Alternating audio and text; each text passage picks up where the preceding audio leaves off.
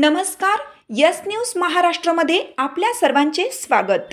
Current बसलेल्या माकडास रेटरे धरण येथील वायरमनने दिले जीवनदान. वायरमन तेजस कांबळे व आकाश देशमुख, ऑपरेटर राजेंद्र पवार तसे प्राणीमित्र भगवान शेळके यांचे होत आहे कौतुक. वाळवा तालुक्यातील रेटरे धरण येथील महावितरण सबस्टेशन आवारात 3 ते 4 वाजण्याच्या दरम्यान माकडांचा कळप आला होता.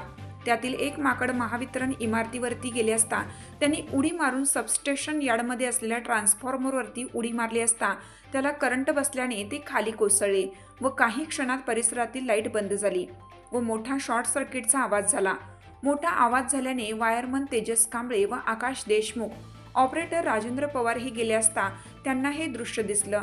माकड हे बेशुद्ध पडलं की मृत्यू झाला याची चाचणी करण्यासाठी वायरमन माकडाजवळ गेले असता त्याचा श्वासोश्वास चालू असल्याचे निदर्शनास आल्याने वायरमन तेजस कांबळे यांनी माकडाच्या छातीवरती पंपिंग केलं.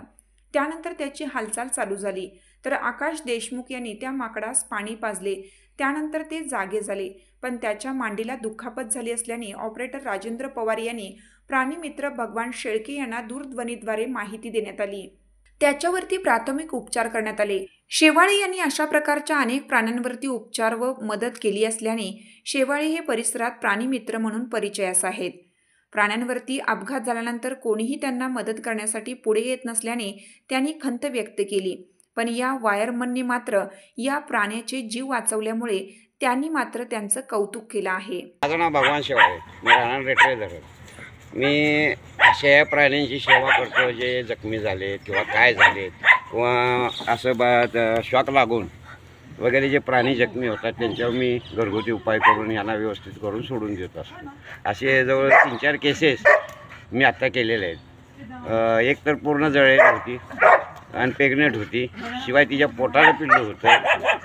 पण ती पूर्ण चांगली बरी होऊन तिसऱ्या दिवशी गेली आणि तिला जे हे औषध आहे ह्या प्रमाणात तिला होल पडलेलं होतं त्या एका ह्याला. मग त्यामुळे ती बरे झाल्यामुळे परत मी हाच मलम आणून त्याचा आज उपयोग करत आहे. हे शिपला कंपनीचा मलम आहे. खूप मला तो अनुभव आला की ती जखम बरी झाली आहे दुसऱ्या दिवशी. म्हणून आता याला उचलून आणून ह्याच्यावर हा विलाज चालला आहे.